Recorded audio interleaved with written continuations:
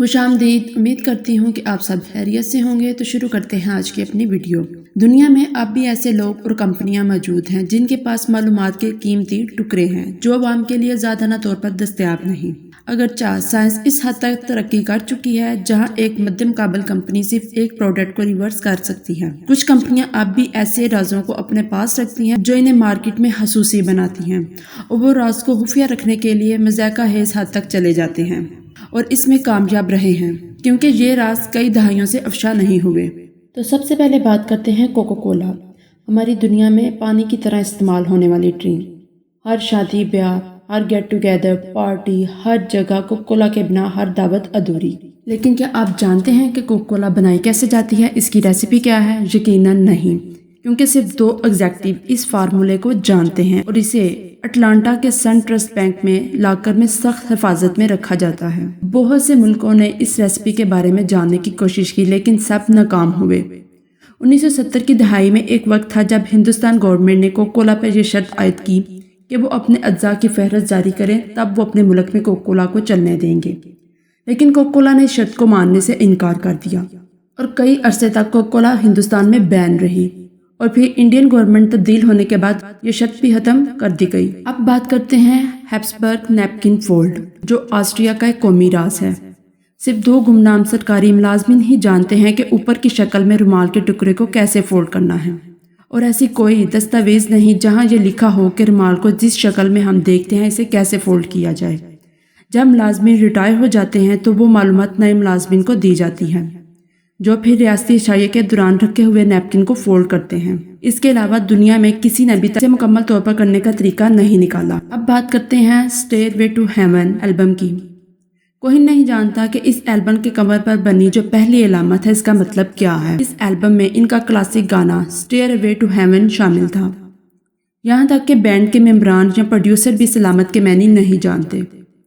4 اراکین میں سے ہر ایک نے اپنے منتخب کردہ علامت کے ساتھ اس البم کور کے لیے تعاون کرنے پر اتفاق کیا، اور پہلی علامت کوئی بھی نہیں جانتا کہ اس کا مطلب کیا ہے۔ چاکلیٹ، جو کہ بڑے چھوٹے بزرگ بوڑھے ہر ایک کی فیورٹ ہے۔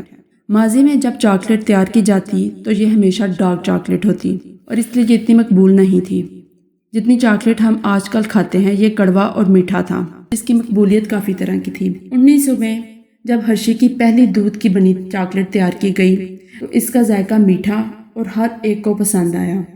اس نے پوری آبادی کو چاکلیٹ سے پیار کرنے پر مجبور کر دیا۔ آج بھی ہم اسے پسند کرتے ہیں، لیکن اس چاکلیٹ کے میٹھے ہونے کا کیا راز ہے یہ آج تک کوئی بھی پتہ نہیں چلا پایا۔ دوسری کمپنیاں بھی میٹھی چاکلیٹ بناتی ہیں، لیکن ہرشی چاکلیٹ کا ذائقہ سب سے مختلف اور زیادہ مٹھاس والا ہوتا ہے۔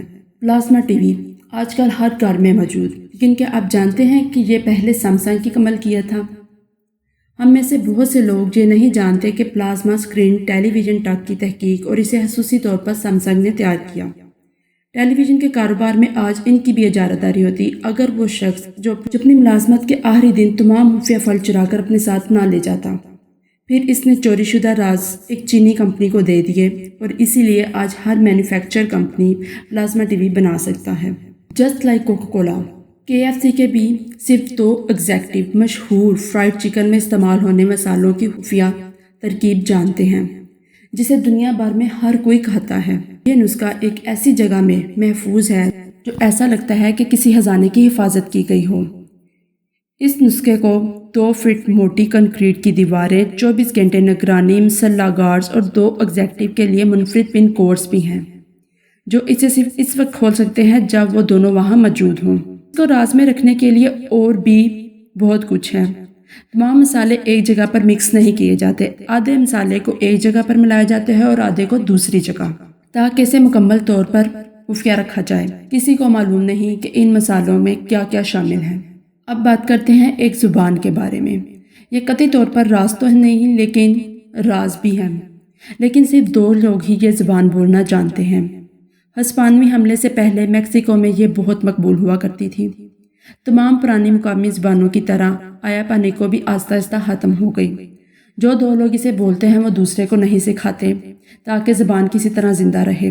اکیڈمک ایوارڈ، جب سے اکیڈمک ایوارڈ شروع ہیں آج تک اس کے جیتنے والے کی کوئی بھی خبر لیک نہیں ہوئی، حالانکہ یہ کمپیوٹرائز بھی نہیں ہوتے۔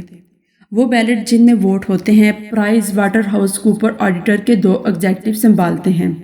وہ ہر ووٹ کو ہاتھ سے گنتے اور قلم سے کاغذ پر نمبر لکھتے ہیں۔